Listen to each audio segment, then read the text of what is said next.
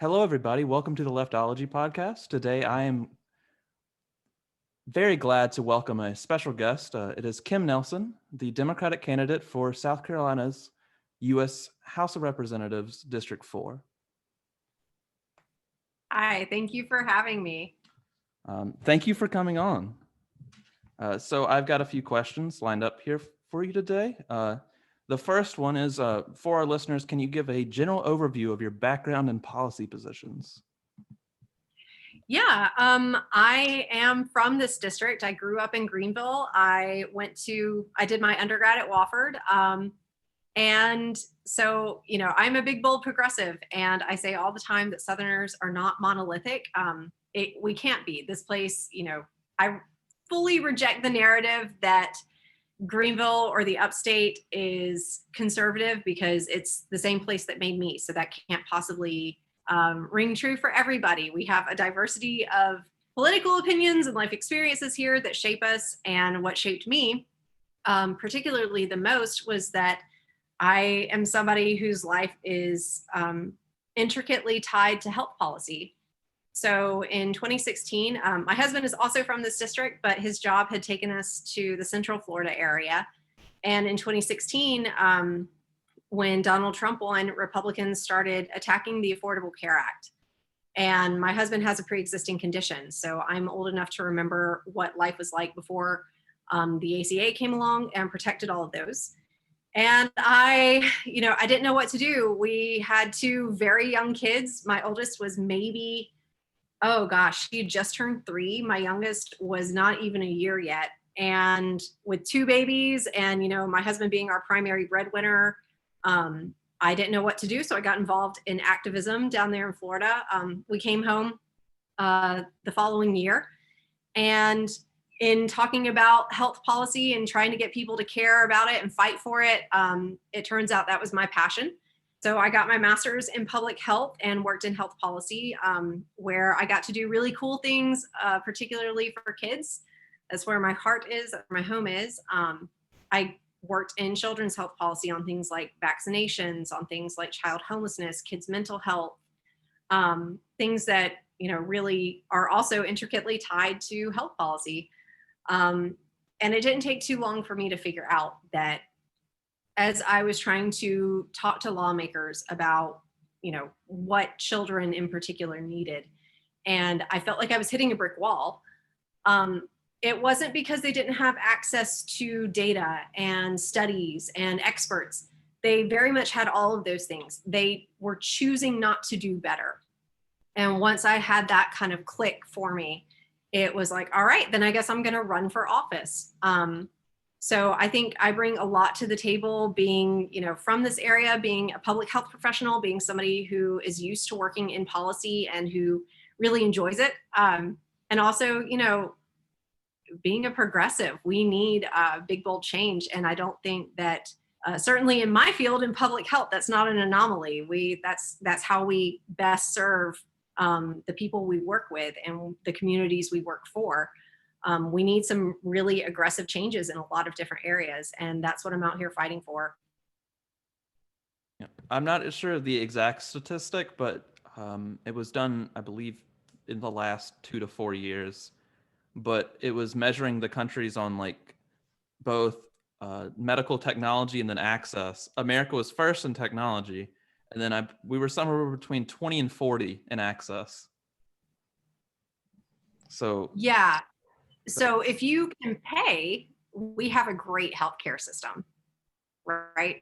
If you've got unlimited income, if you've got, you're lucky enough to live in an area that has a great hospital system, great, that recruits and retains a lot of healthcare professionals, then you are probably doing A-okay. But the truth is, a cancer diagnosis, no matter how privileged you are, it is still tough to overcome.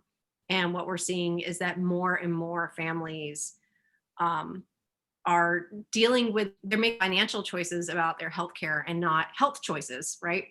And as a country, we spend more of our, income, more of our GDP on healthcare than any other developed nation in the world, but we're not getting a a whole lot of bang for our buck. We're throwing money at it, and we don't have the healthiest population as a result of it. So there's that big disconnect between what we spend and how healthy we are. I've been reading a book recently called Post-Truth that was released by MIT, and Mhm. I just finished the second chapter, and that generally talks over how we've kind of ended up here.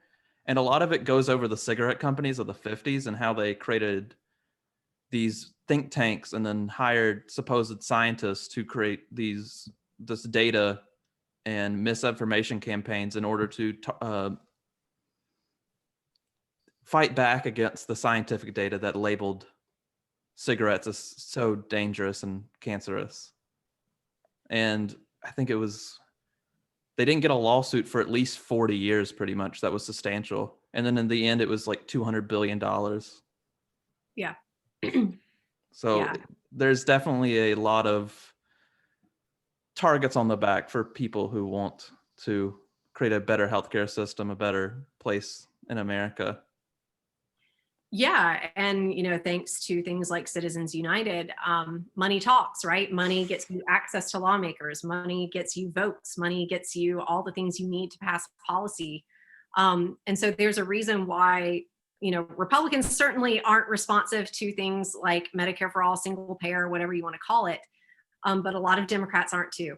And that's because of the corruptive influence of money in our electoral system. Okay, I'll get to the second question now. We briefly went over some of this before we started, but South Carolina is seen at least as a very conservative state. Even the Democrats we have in Congress are fairly moderate, though Jim Clyburn has been a very effective lawmaker from what I've seen. Through your experience, how do you believe progressive candidates are treated in the state? Oh, I can only speak to, what I myself have experienced. And so I don't want to necessarily paint with broad strokes here, because, I have had a lot of support from people who are moderate. I have good relationships with all of the candidates running, because, it's hard enough to be a Democrat in the South. We're not trying to make enemies here. I will say that, more broadly, being a progressive, and maybe it's the progressive thing, maybe it's the fact that I'm running in the upstate, you tend to not get a lot of support nationally. The donor class is not usually aligned with progressive policies. And so when you're a candidate, you have to raise money, right? That's how you ultimately connect with voters, is by, you have to have money for things like literature, for things like ads. And you get that money through something called call time, which is where you sit somewhere quiet and you just make phone calls to people who donate money for hours and hours and hours. And it's terrible. It is no fun. 0 stars, do not recommend. But it's kind of just what you have to do when you run for office. And a lot of the names you're given, you know, they're very wealthy people. And so they might be opposed to things like changing the tax code, or they might work in an industry that you are trying to fundamentally reform. And so that can be a real challenge to anyone who's a progressive and, trying to run for office. I would say that is changing, and we're seeing it in candidates like AOC, and candidates like Cori Bush, and candidates like Jamal Bowman. Every time progressives run, we expand that network and that support system a little bit more. So I would say it's a numbers game, right? We just have to keep normalizing people who align more with our ideals. We have to keep supporting candidates who do put themselves out there, and eventually it will change, but it's one of those things that takes time. Yeah, it's definitely changing. We're seeing a lot more grassroots campaigns on the progressive side. Yeah. Bernie was leading pretty much donation wise until he ended his campaign. Yeah. Yeah. Just And, my campaign has benefited from that same kind of grassroots support. And I'm immensely proud of the fact that I've, got a lot of people who donate $10, $15 here and there when they can afford it. Because to me, those are people who care the most. They don't have a ton of resources. They have to be very particular about where they spend it. And so if they're spending it on you, consider yourself humbled, because it is a testament to the message. It's a testament to the mission. And take that all in stride and do what you can with it to affect the change that people desperately need. Definitely. Okay, my third question I have here. Many on the right see progressive policies as a threat to their freedom and constitutional rights, often strawman our arguments to be more extreme and outlandish. The best example I have of this is the right wing's attack on the Green New Deal and saying that it would take our hamburgers away. How do you think progressives as a larger body should combat this? I think, it's ridiculous, right? It's like you said, it's a straw man argument. And I don't think there's any value in saying, I don't want to take your hamburgers away. I want to do this XYZ, because like in even repeating the lie, you legitimize it. I think the way we message it is we go on the offense, not defense. We say, if you've got a pre-existing condition, that should not bankrupt you. Like, we operate from a place of moral clarity. Same with the Green New Deal. It's, don't spend your energy debunking their talking points. Just stick to your own. Stick to why it benefits. Before I went into public health, most of my professional experience was actually in sales. And you kind of want to make it make sense for the people you're trying to convince. So people need to know what's in it for them. So you find what it is when you're talking to somebody, whether it's a loved one or if you're, talking to voters, you have to make it make sense for them. And for each individual person, that's going to be different. Some people might not care one iota about the planet as a whole, but they have a $400 power bill. And you know what? That is getting harder and harder to justify. And what can be done? Well, let's talk about solar. Let's talk about wind energy. And how much lower those bills are. And when you do that, when you frame it in that way, people are a lot less resistant to it. I've noticed a lot of success in framing single payer healthcare through that lens of like, just, whatever the case may be, you shouldn't have to go fund me your child's ER trip, because that's an experience that everybody can relate to. I think we talked about on the last episode about how as Americans, we don't really view insurance as a tax, because we only view taxes as kind of the things we send to the government, the part of our paycheck that we send to the government. We don't really picture the part that we have to shell out every single month, no matter what. It's in the law. You kind of have to have at least vehicular insurance if you have a car. And then if you don't have health insurance, you're practically it's not gonna be very practical for you. Not a good decision to not have health insurance. But a lot of people don't have that decision. I think even under Biden's plan, it's still like 3% of Americans down from 10. Yeah, so it's, he's going to grow the number of people who have access, and that is inherently a good thing. But in making it a buy-in option to a system like Medicare, and granted, a lot of his plan rests on expanding subsidies so that more people can afford to buy insurance on their own, expanding, pushing for more Medicaid expansion, things like that. So you're growing it in ways for lower income people. Anytime you tie healthcare access to ability to pay, you're going to miss people. But like you said, when you treat it like a tax, you are able to shift the burden onto those who have more resources, more ability to pay. And, I'll use myself as an example. Our family policy in 2016, actually, our deductible was $750 for a family of 4. and it cost us about $350 a month. We had really good insurance, right? That was like, hallelujah, we made it. Fast forward 2020, we pay $750 a month for a family. For our deductible is now $4,000. So, it went up in every way that it can. And because our deductible is $4,000, and that's not even the worst one I've heard, but when you're middle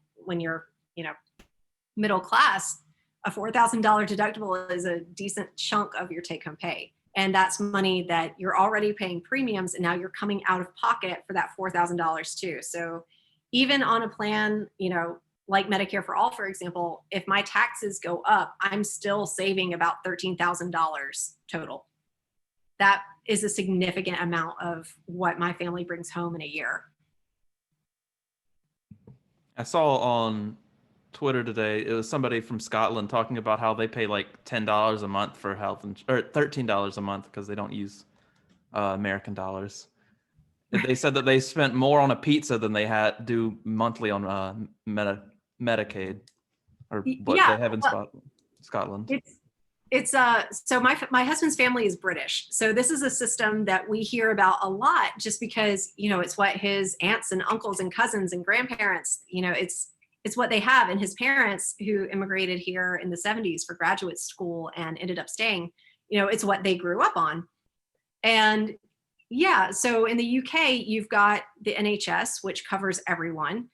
And his grandmother a couple years ago needed a gallbladder surgery, I think it was. And it was one of those conditions where, she couldn't get in. It took, I think, 4 to 6 weeks to get the surgery scheduled. And she was uncomfortable while waiting, but, ultimately it wasn't an emergency situation. Had it been, she would have been seen sooner. And it cost her nothing, right? And his aunt has, you're eligible for the NHS, and then a lot of employers will supplement with a private insurance plan, which will get you things like a private room or access to specialists without a referral, things like that. But at the end of the day, nobody goes without care just because their job doesn't offer health insurance as a benefit. And that's the sticking point to me. It's that fundamental belief that everyone should have access to this, because ultimately it's an infrastructure need. We need a healthy workforce if we want a productive economy. We don't get that when we exclude people from managing their diabetes effectively, or making sure they have a healthy pregnancy, or whatever the case may be. Yeah, definitely. The argument I've seen that works best for me for a progressive tax, which is what we're supposed to have at least for income, is that those at the top do benefit the most from having like good government services, because the money from workers, in some people's view at least, does funnel up to those at the top. If they have more healthy workers, that workers are going to be more productive, and more money should theoretically at least go back up to them. And so they benefit the most, therefore they should pay more percentage wise. Yeah. And another thing, the right talks a lot about lines in those countries, in like Sweden, the UK, elsewhere in Europe. And the thing is that I've noticed is that American hospitals already somewhat do have lines. And the reason they're shorter than those countries is because we have such a big paywall for just going to a hospital. Ambulance rides are in the thousands, I believe. Yeah, so we wait here. That is a myth. If you need a screening test like a colonoscopy in this country, you also wait. If you need an MRI, you will wait. You will wait for a knee replacement. You will wait for a hip replacement. So that's purely propaganda. Every country in the world struggles with how to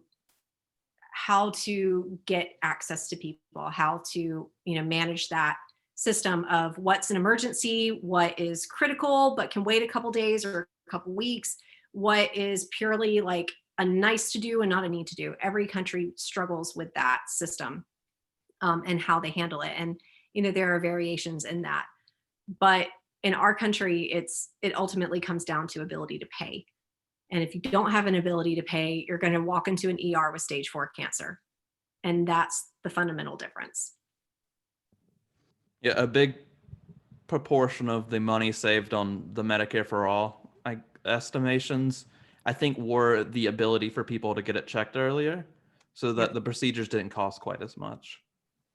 Yeah, and it would also, in my field, we talk a lot about rural hospital closures, which is something that has affected South Carolina, less so in the upstate, but down around like Bamberg, Fairfield County, for example. Those more rural counties have really struggled with it, and it's because a lot of people who live in rural communities are on Medicaid, which reimburses at lower rates than private insurance or Medicare. And because of that, what makes hospitals money are things like elective procedures. It's knee and hip replacements for, by and large. And so when rural hospitals, they don't have specialists who do those types of procedures. They don't have, the means to carry those out.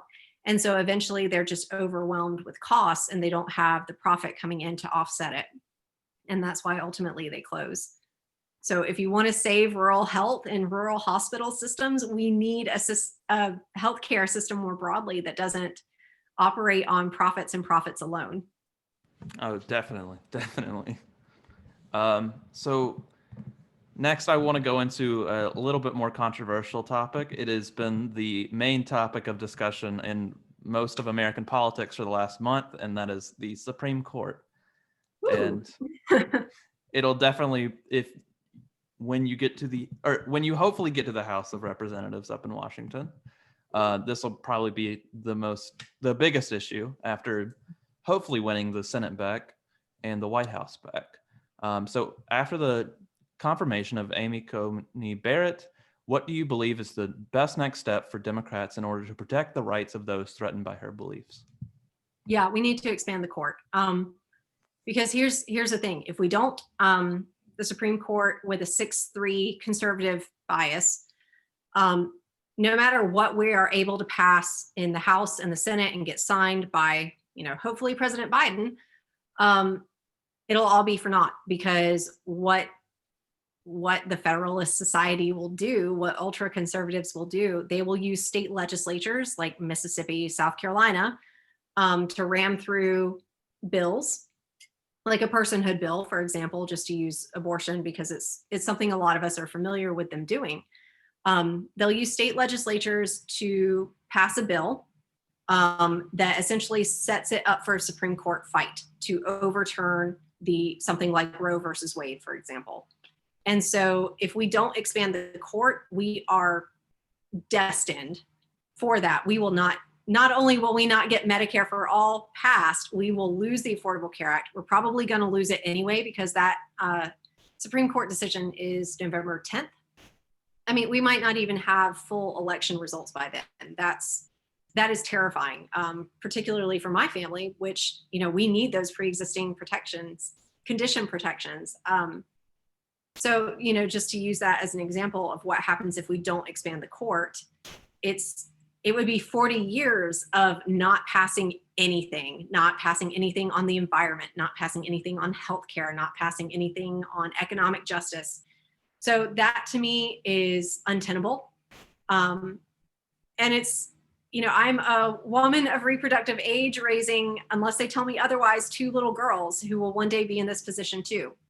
And the thought of them not having full control over their body, I'm not willing for my children to lose that right. I'm not willing for my friends in the LGBTQ community to lose their rights to marry, to, lose their rights to serve in the military. There's so much progress that has been made, even in my lifetime, that you can't just take it away. People aren't going to take that lying down. And so we need to explore every option available to us, including expanding the court, to ensure that we are protecting things like voting rights, which if we lose that would only further entrench them.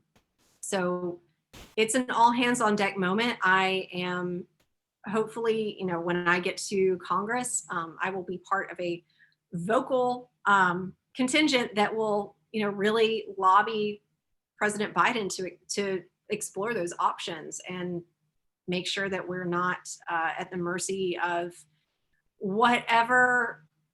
Can I swear on this? Yes. Okay, whatever bullshit the Federalist Society tries to ram down our throats. Okay, so follow-up question. I've seen on the rounds on Twitter about a picture on television showing how long she's been in law and as a judge. She's only been a judge for about 3 years and doesn't meet many of the qualifications that all previous judges have made. Do you think that the House could do you think impeachment of her as a Supreme Court justice could be a possible thing that could be done? Yeah, I mean, my youngest child is 4.5. She'll be 5 the day after Christmas, and she has been out of diapers longer than Amy Coney Barrett has been a judge. That's a problem.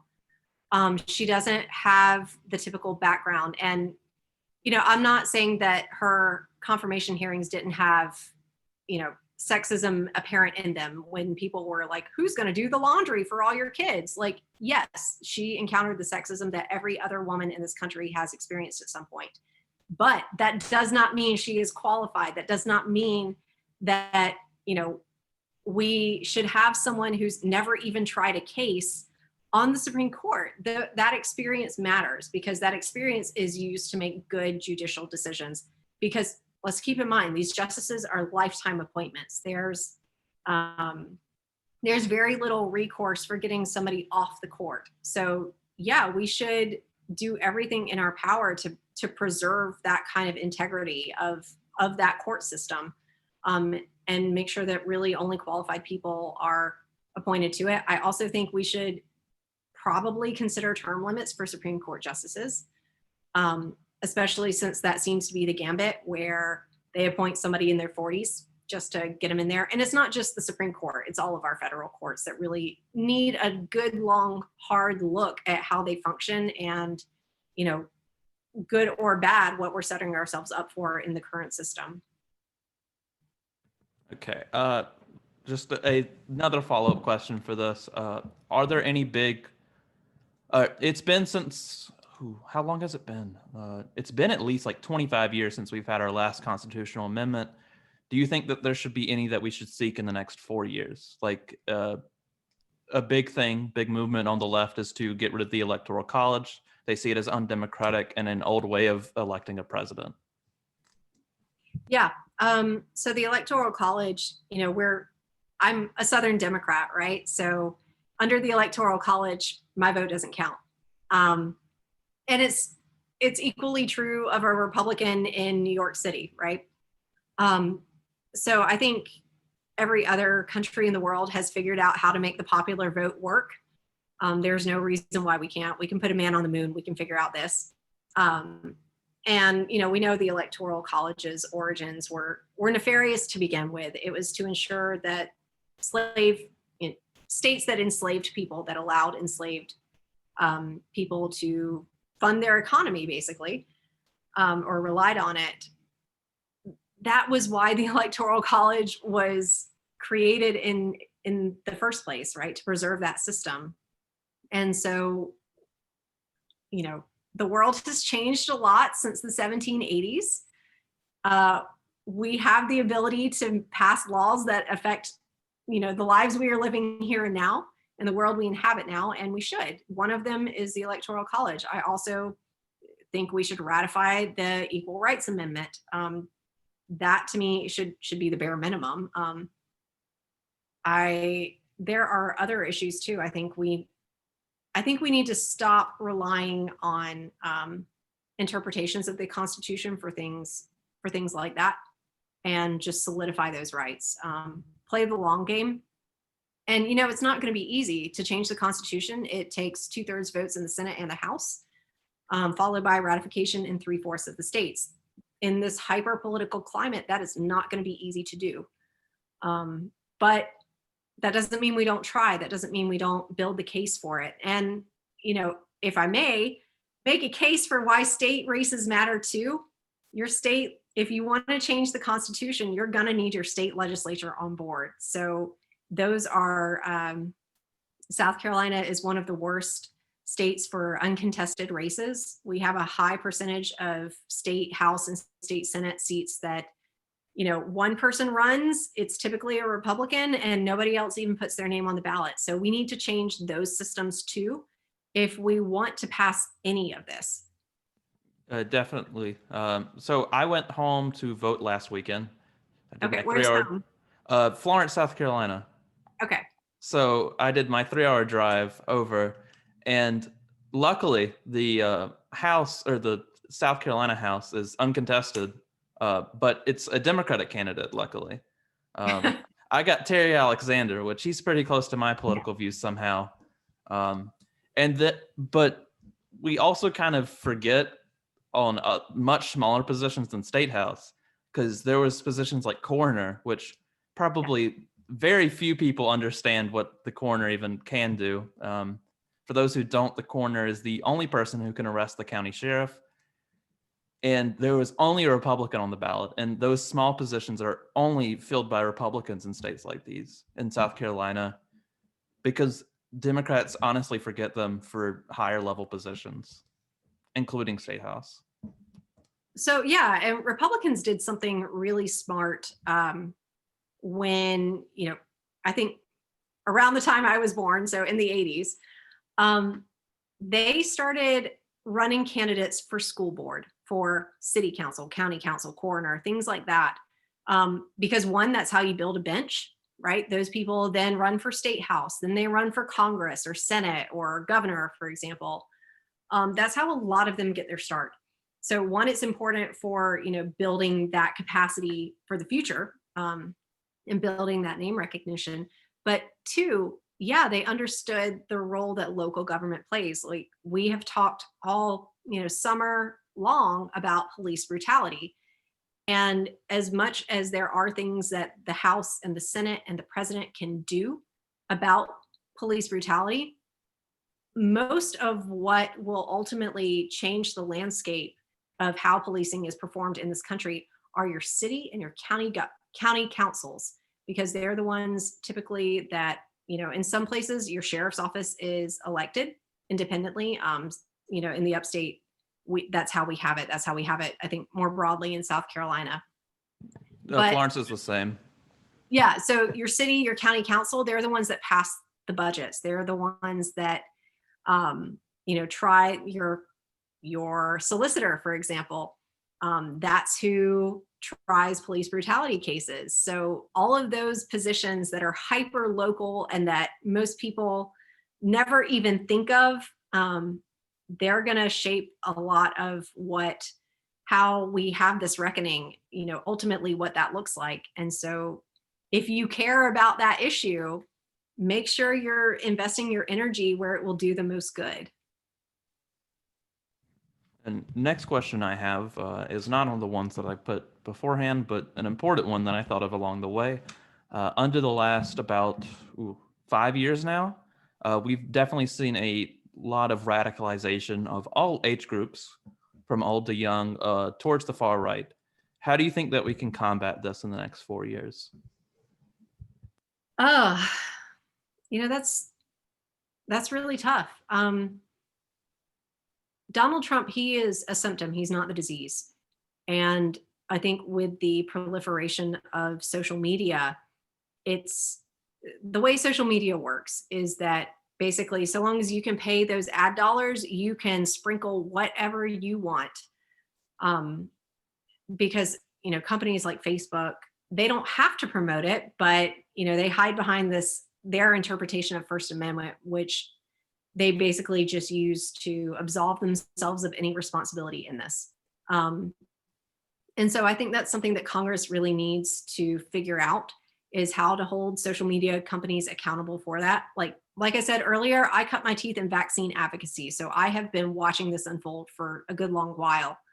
And it is so frustrating because, using vaccines again as an example, your state health departments, your county health departments, they don't have the budgets, the ad budgets, to blow on social media advertising the way that an anti-vaccine group does, that just fundraises for that specific purpose and that provides no benefit to the community in addition to it. So to me, that's step one, is reining all of that in, reining that misinformation campaign in. I think step two is that, there needs, I, I don't really know how we come back from this. I think there does need to be more accountability of the white supremacist, white nationalist groups that have sprung up, um, you know, in response to Trump. I mean, that's really something that he has emboldened, and we have to find a way to not just, force them back into the shadows, but to actually root it out. Um, I don't know if it's something that, you know, we take a multifaceted approach to everything from changing our school curriculum to be more in line with, good and bad, what this country has done and had done to it. Um, I think, we just stop preserving the systems that have led to this moment. And I think that's one thing I hear a lot on the campaign trail is how desperate people are to go back to normal. Normal is what got us into this mess. Complacency is what got us into this mess in the first place. We can't go back to those systems. Otherwise, we're just going to be here again. Normal is gone at this point. There's no return anymore, in my view. We're past the point. So in 2016, with the Bernie Sanders presidential race, he didn't win, but what came out of it was the revival of left-wing politics that could probably compete whatever Eugene Debs did back in the early 1900s. So outside of winning, are there any other goals for your campaign? Yeah. Making sure that there's infrastructure and resources for whoever runs after me, whether it's, if I don't win, whether it's for this seat or, a state or local seat next. I talk a lot about systems. It's one of my favorite words. And systems work exactly like they are designed to. And one thing I realized very quickly and very early on in my run was that the political system is designed to concentrate power in the hands of the already powerful. The very first money you get when you run for office, the very first phone calls you make are to your friends, your family, your social network. And as a congressional candidate, kind of the powers that be, those established organizations, they expect you to raise about 100,000 just from that. Who does that exclude, right? Everyday people. I don't know anyone in my family or social network who could be like, yeah, here's a $2,800 check, right? That is not something that a lot of people have the ability to do. Most Americans don't even have $400 in a savings account for an emergency. So, we are designing the system so that it's people who are already well connected, who are already wealthy, who have the ability to run a successful campaign and then to legislate. That has to change. And the way we change it is by, one, being competitive here, so that we can show Democrats are competitive here, progressives are competitive here. If you invest in resources here, you will see a return on that investment. But what I want to do is leave something bigger than me for when I'm gone. This is my home. This is where I grew up. This is where I'm raising my children. And to me, I don't want it to be the upstate of my youth where you couldn't even say I'm a Democrat. And that means that we have to work really, really hard so that whoever does come next doesn't face the same obstacles. They'll have their own obstacles for sure, but maybe they won't be, the lack of attention. Maybe they won't be the lack of resources, at least. Yes. So before we get to the end, is there anything that you would like to go over? Obviously, if somebody is listening to something like this, they probably care about politics. But just in case, none of this happens without the will of the people. I know that sounds really cliched, but if your vote didn't matter, they wouldn't be working so damn hard to keep you from doing it. So yeah, don't think that your vote doesn't count in red South Carolina. It does. It very much does. You know, there is polling from the Biden campaign, there's polling from the Harrison campaign that shows that this state is competitive. We know that when we run good candidates, people will come out. And I'm seeing that with my own campaign of, you know, I've raised more than any Democrat has raised for the seat to date. I managed to outraise William Timmons in our pre-primary filing. And if you look at the disparity between, you know, his financials and mine, he's got a lot of money, but it's all from PACs, basically. His actual real people donors are a very small percentage of what he brings in, to the point where I outraise him 9-1 consistently in real people money. So don't tell me there's not political will here for change. There is, but voter suppression, it's not just, you know, closing polling locations and requiring ID. It's also making you feel like you're the only one and your vote couldn't possibly matter, so you might as well stay home. And I am here to say that is a load of bull. It does matter. Get out there. And it's not just enough to vote, unfortunately. You do need to volunteer. You need to pick up the phone and call people. You need to knock on doors. You know, figure out some way to hook in, because that's ultimately what it takes. We can't be passive and expect big results. It's going to take a lot of work, and we have to be willing to dig in and not get discouraged if it doesn't work the first 1, 2, 3, 4 times we try. Just keep going. Eventually it will get there. Definitely. We've seen I think North Carolina and possibly Georgia are going to switch over this year to being a Democrat strongholds, at least like Virginia did in the last 8 years or so. Yeah.